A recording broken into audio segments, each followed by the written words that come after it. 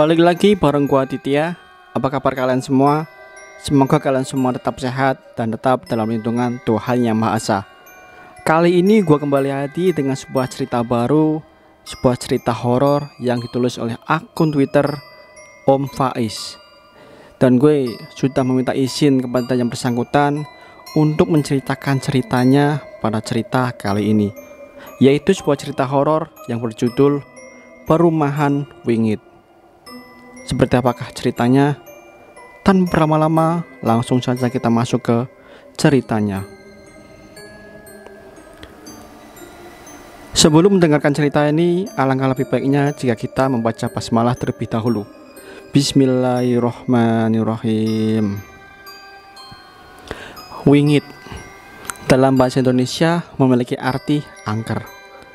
Aku ingin berbagi kisah ini dengan kalian tentang pengalaman horor di rumah yang saat ini aku tinggali. Tahun 2012, saat aku masih kelas 2 SMA, orang tuaku memutuskan untuk tinggal terpisah dari kakek dan nenek. Alasan karena mamaku kerja di Jogja dan kami butuh tempat tinggal yang lebih dekat dengan tempat kerja mama. Alhasil, orang tuaku membeli rumah di suatu perumahan yang terletak di perbatasan Jogja, Jawa Tengah. Tepatnya di dusun, desa, kecamatan, Kabupaten Magelang. Kondisi komplek perumahan pada saat itu masih tergolong sepi karena memang perumahan tersebut adalah perumahan baru. Saat rumahku selesai dibangun, baru ada kurang lebih 10 rumah dalam kompleks tersebut. Rumahku dibangun di salah satu gang yang mana gang tersebut belum ada satupun rumah selain rumahku. Karena mayoritas rumah yang lebih awal dibangun berada di satu gang yang berjauhan dengan gang tempat rumahku berada. Dari awal pembangunan hingga selesai, tidak ada keanehan yang terjadi. Saat proses perpindahan dari rumah lama ke rumah baru pun biasa saja. Tak ada gangguan apapun. Semuanya terlihat normal.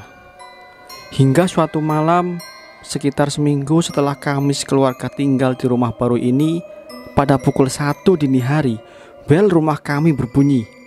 Saat itu, aku belum tidur, sehingga aku sadar betul jika bel rumah berbunyi. Aku kemudian memutuskan untuk keluar kamar dan mengecek siapa yang memencet bel dan bertamu dini hari seperti ini. Ternyata bapakku juga mendengar suara bel tersebut dan terbangun, kemudian turut mengecek keluar rumah. "Pak, siapa toh yang bertamu malam-malam?" tanyaku. "Gak ngerti, gak ada siapa-siapa. Wis, orang iseng paling ini," jawab bapakku. Kemudian aku dan bapakku memutuskan untuk kembali masuk ke dalam rumah dan berasumsi bahwa bel yang berbunyi dini hari ini adalah ulah orang iseng. Malam itu kami tidak ambil pusing atas bel yang berbunyi sendiri dan kembali tidur. Sehari setelah kejadian tersebut, di malam harinya, sekitar tengah malam, dan sialnya lagi-lagi aku belum tidur. Terjadi hal yang serupa seperti malam sebelumnya. Bel rumah kami tiba-tiba berbunyi. Ketika aku dan bapakku kembali mengecek keluar, nihil. Hasilnya kita tak menemukan apapun. Tidak ada seorang pun, hanya suara angin malam dan sepi. Malam itu aku berpikir, mana ada orang iseng niat banget 2 malam berturut-turut sengaja pencet bel. Gabut amat sih, sial. Hari berikutnya sama, kejadian bel tersebut berulang. Pukul 11 malam, kali ini hanya bapakku yang bangun karena aku sudah tidur. Bapakku bilang ketika mengecek keluar dan ke sekitar rumah, benar-benar sepi, tidak ada satupun orang. Selama seminggu penuh saat malam, bel rumah selalu berbunyi. Kami sekeluarga akhirnya beranggapan bahwa bel tersebut rusak, bukan karena ulah orang iseng. Tapi aneh, kenapa kalau rusak, rentang waktu bunyinya selalu sama, antara pukul 11 sampai jam 2 pagi.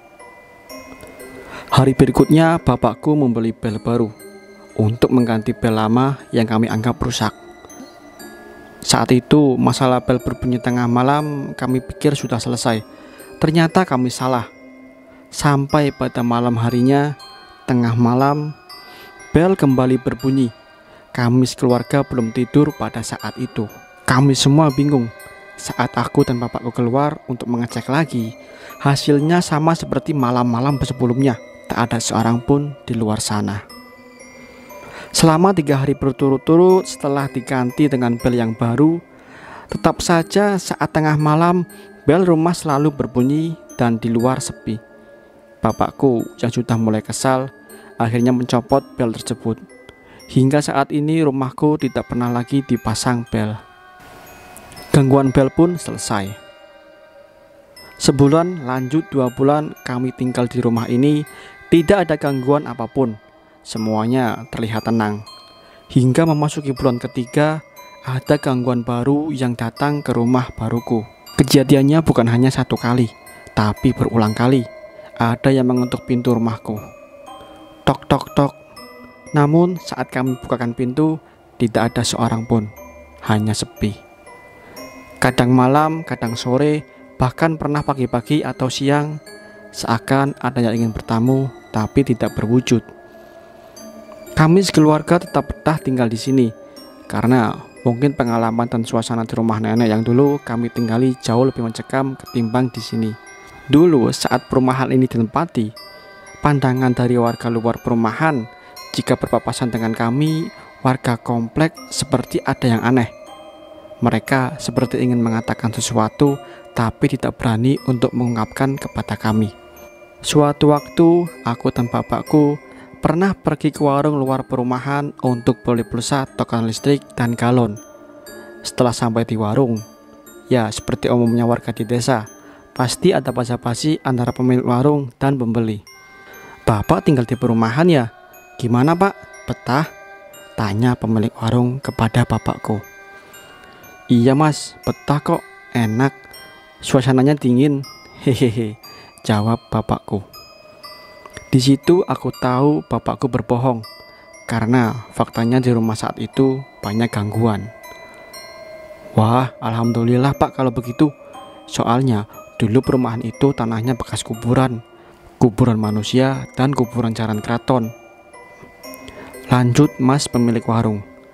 Aku dan bapakku sepertinya kaget, tapi kami kompak tidak menunjukkan ekspresi kaget. "Lah bapak tinggalnya di gang sebelah mana pak?" si pemilik warung lanjut bertanya kepada bapakku. "Oh iya, di gang pojok samping yang rumah 1 sendirian," jawab bapakku. Setelah mendengar hal tersebut, aku lihat wajah si pemilik warung sedikit berubah seperti orang ketakutan dan kaget. "Lah, beneran pak tinggal di situ?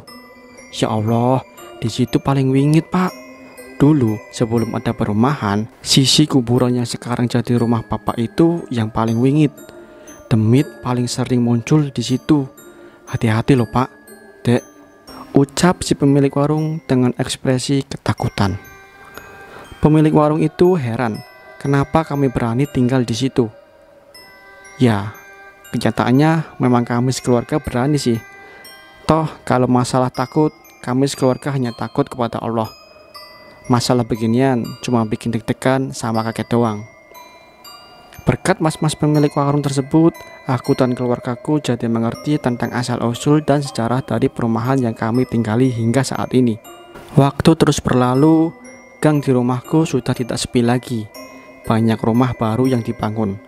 Samping kiri dan kanan dan depan rumah juga sudah ada yang menempati. Rumahku tidak sendirian lagi di tanah wingit. Namun jika kalian pikir gangguan telah hilang sepenuhnya, kalian salah. Gangguan masih ada. Si tamu yang tidak berwujud masih suka mengetuk pintu rumahku. Ya, walaupun intensitasnya berkurang, tidak sering seperti dulu. Sebenarnya tidak hanya rumahku yang terjadi gangguan. Tetangga-tetanggaku satu perumahan juga mengalami. Tapi gangguan yang muncul berbeda-beda antara satu rumah dengan rumah yang lain. Ada yang tiba-tiba lampu rumahnya mati, nyala sendiri. Ada yang keran di kamar mandi atau di tempat cuci piring terbuka sendiri. Ada yang di dapurnya seperti ada suara piring pecah, tapi saat dicek ternyata semua baik-baik saja. Dan masih banyak lagi kejadian-kejadian lain yang dialami tetangga kami. Asisten rumah tangga yang menyetrika baju di rumahku pun juga pernah diganggu. Katanya saat dia menyetrika di ruang setrika, tiba-tiba TV di ruang keluarga menyala sendiri. Anehnya, TV itu nyala dengan volume maksimal. Harusnya tingkat volume TV ketika dinyalakan itu sama dengan volume TV saat dimatikan sebelumnya kan? Mustahil, gak ada keluargaku yang menyetel TV dengan volume maksimum. Bisa-bisa kami sekeluarga tuli. Tahun 2014, aku sendiri harus pindah ke kota Solo untuk lanjut ke jenjang perkuliahan. Jadi, setelah itu aku jarang merasakan gangguan di rumahku sendiri. Aku selalu pulang ke rumah di perumahan saat libur semester. Ya biasalah, kangen sama keluarga. Sialnya setiap pulang, ada saja gangguan yang aku terima.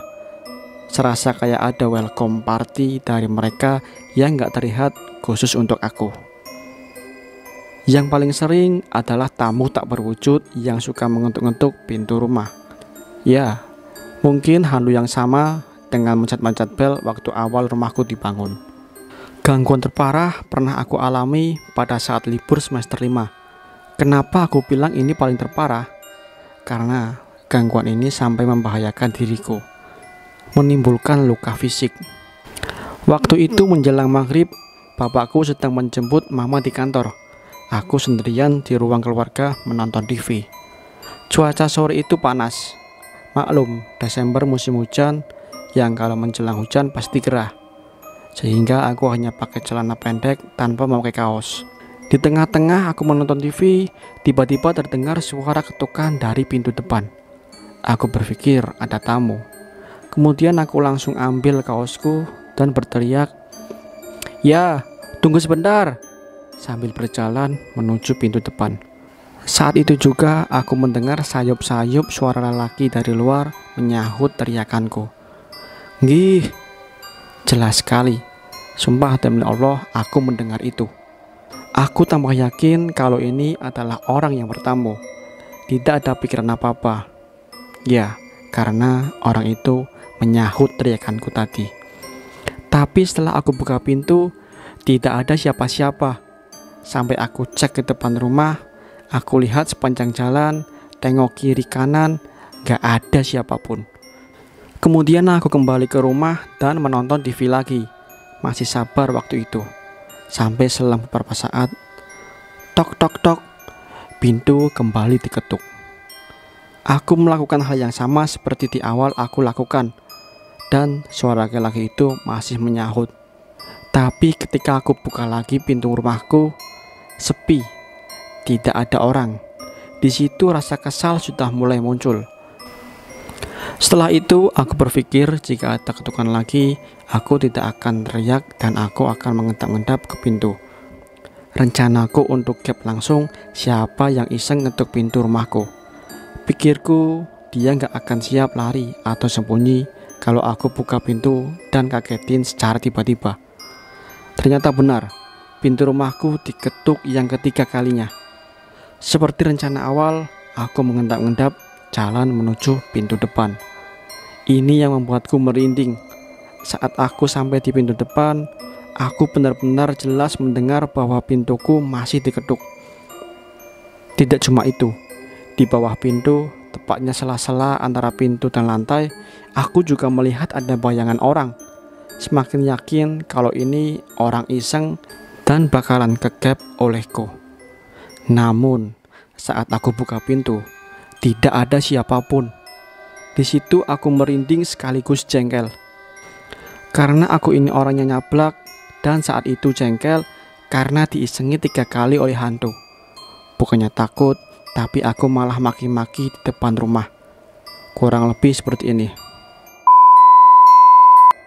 Nek mau bertamu ya teko masuk, gak usah ganggu. Selain itu, aku bodoh amat dan masuk ke dalam rumah. Malam itu tenang, tak ada gangguan. Kupikir demit yang ganggu aku itu sudah pergi karena kumaki.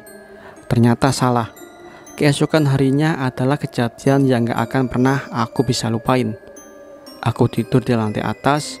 Aku bangun sekitar pukul 8 pagi. Subuhan kok, cuma aku tidur lagi setelah sholat. Pagi itu bapakku sudah berangkat mengantar mama ke kantor, sehingga aku sendirian di rumah. Seperti biasa, setelah bangun tidur, aku membuka seluruh jendela yang ada di lantai atas.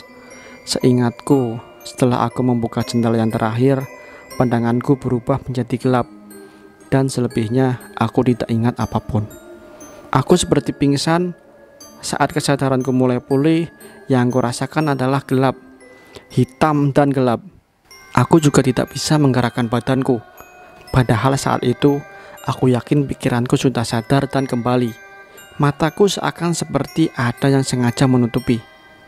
Dengan kondisi seperti itu, dan mata yang masih tidak bisa melihat apa-apa, aku paksa untuk menggerakkan tangan seperti meraba-raba apapun yang ada di sampingku. Setelah berusaha sekuat tenaga, aku bisa meraih sesuatu dengan tanganku. Besi. Ya, besi itu aku pegang erat, sambil aku paksakan mata ini untuk terbuka. Perlahan-lahan aku bisa melihat apa yang ada di depanku. Tangga rumahku. Sedangkan besi yang kupegang adalah raling tangga. Aku tersungkur di tangga rumahku.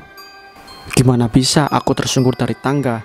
Perasaan aku habis nutup jendela yang jarak jendela dengan tangga itu sekitar 7 meter.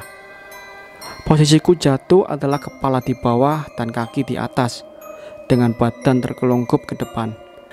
Tapi yang aku rasakan sakit adalah punggung. Aku kemudian turun dan duduk di sofa ruang keluarga, seperti orang linglung, dan tentunya menahan sakit serta panas di punggung. Ya, tubuh bagian depanku baik-baik saja.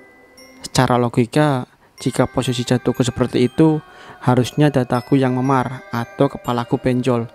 Tapi ini tidak. Selang beberapa saat kemudian, bapakku tiba di rumah.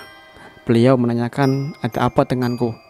Aku cuma bisa bilang, gak tahu, bingung, sakit. Sampai bapakku memintaku melepas kaos untuk melihat punggungku. Beliau kaget. Di punggungku terdapat luka lebam seperti orang habis dipukuli.